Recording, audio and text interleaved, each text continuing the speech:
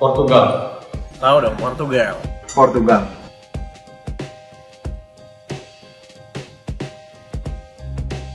Ini semangat nih. Karena faktor mental dan kompak sih mainnya sih. Karena mereka kan dari awal grup kan udah menang-menang terus gitu. Karena Maroko itu timnya lebih disiplin dan Portugal juga disiplin, tapi mereka kalah counter attack oleh Maroko dan kipernya juga kuat sama Maroko. Bono is the best. Perjuangan Maroko di Qatar berbuah hasil gemilang. Mereka mampu menembus semifinal setelah menyingkirkan sejumlah lawan tangguh seperti Spanyol dan Portugal. Kemenangan Maroko, terutama atas Spanyol, negara tetangga beda benua yang dipisahkan Selat Gibraltar, memiliki nilai historis dan politis tinggi. Keberhasilan Maroko menundukkan Spanyol lalu Portugal seperti telah mengajak orang untuk kembali membuka lembaran sejarah lama ketika wilayah Spanyol dan Portugal bernama Andalusia atau Al-Andalus.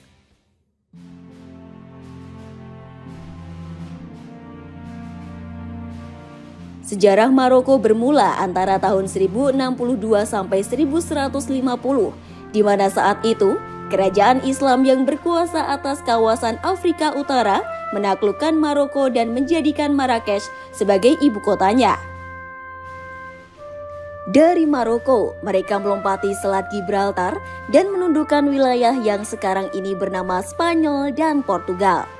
Pada pertengahan abad ke-12, dinasti Almoravid digantikan oleh dinasti Almohad atau Almohawidun sebagai dinasti baru di Afrika Utara. Dinasti Almohad menjadikan Seville sebagai ibu kota mereka di Al-Andalus. Namun, mereka tetap mempertahankan Marrakesh sebagai pusat kekuasaannya di Afrika Utara. Kekuasaan Al-Andalus mulai pudar pada akhir abad ke-15.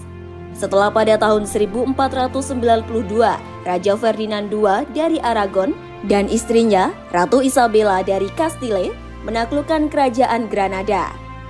Hal ini menjadi awal berakhirnya kekuasaan Muslim di Al-Andalus yang berlangsung selama 800 tahun. Mereka lalu mengusir orang Arab Berber dan Yahudi dari Spanyol pada akhir abad tersebut.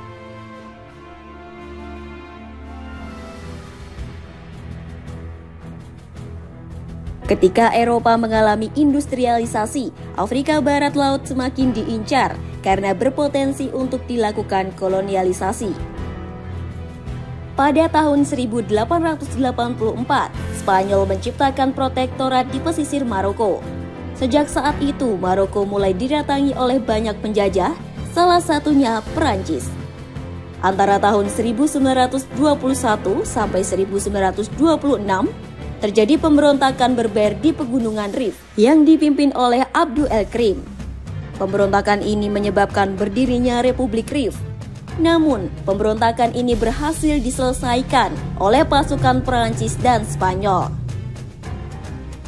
Pada tahun 1953, Sultan Maroko Mohammed V diasingkan Perancis ke Madagaskar dan diganti oleh Mohammed bin Arafah. Selama kepemimpinan Arafah, Maroko terus melakukan penyerangan terhadap penjajah Perancis dan Eropa. Dampak dari serangan Maroko terhadap Perancis, yakni diizinkannya Sultan Mohammed V kembali ke Maroko pada tahun 1955. Kemudian, Maroko berhasil mencapai kemerdekaannya dari Perancis sebagai kerajaan Maroko.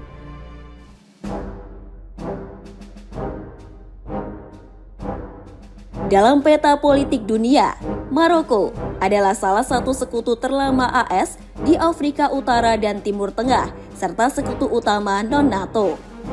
Sejak tahun 1957, Maroko menjalin hubungan baik dan kerjasama dengan AS. Sementara, dalam percaturan kekuatan di Timur Tengah, Maroko berkawan baik dengan Arab Saudi. Bahkan, di tengah fluiditas yang sulit diselesaikan di kawasan Afrika Utara dan Timur Tengah, Maroko menjadi pemenang penawaran Arab Saudi di Afrika Utara. Hal itu berarti Maroko penting bagi Arab Saudi. Di sisi lain, ekonomi Maroko dianggap sebagai ekonomi yang relatif liberal yang diatur oleh hukum penawaran dan permintaan. Sejak tahun 1993, Maroko telah mengikuti kebijakan privatisasi sektor ekonomi tertentu yang sebelumnya berada di tangan pemerintah. Maroko telah menjadi pemain utama dalam urusan ekonomi Afrika dan merupakan ekonomi Afrika kelima terbesar berdasarkan PDB. Forum Ekonomi Dunia menempatkan Maroko sebagai ekonomi paling kompetitif pertama di Afrika Utara. Sektor jasa menyumbang lebih dari setengah dari PDB. Adapun sektor yang mencatat pertumbuhan tertinggi adalah sektor pariwisata, telekomunikasi, dan tekstil.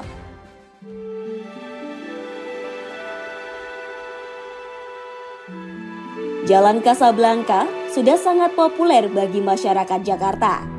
Jalan ini mulai diresmikan pada pertengahan antara tahun 1996 dan 1997. Menariknya, nama jalan ini mengambil nama salah satu kota besar di Maroko, kota Casablanca. Sejak tahun 90-an, pemerintah DKI Jakarta bekerja sama dengan Maroko dalam hal sister city. Adapun di Maroko sekarang juga terdapat Jalan Soekarno. Kisah hubungan antara Indonesia-Maroko telah berjalan sangat jauh. Bahkan, hubungan ini sudah dimulai sebelum nama Indonesia tercatat dalam peta dunia. Pada tahun 1345 Masehi, seorang ulama dan penjelajah Maroko, Ibnu Battuta, mendarat di Aceh. Tersohornya nama Ibnu Battuta menjadikan masyarakat Maroko sudah mengenal Indonesia, khususnya Sumatera saat itu. Hubungan antara Indonesia-Maroko kembali menguat setelah Indonesia menjadi negara yang mendukung kemerdekaan bangsa Afrika. Pada tahun 1956, Indonesia menjadi negara pertama yang memberikan pengakuan atas kemerdekaan negara Maroko. Setelah kemerdekaan Maroko, Indonesia kembali melanjutkan dukungan diplomatiknya. Presiden Soekarno tercatat sebagai kepala negara pertama dari negara asing yang mengunjungi Maroko.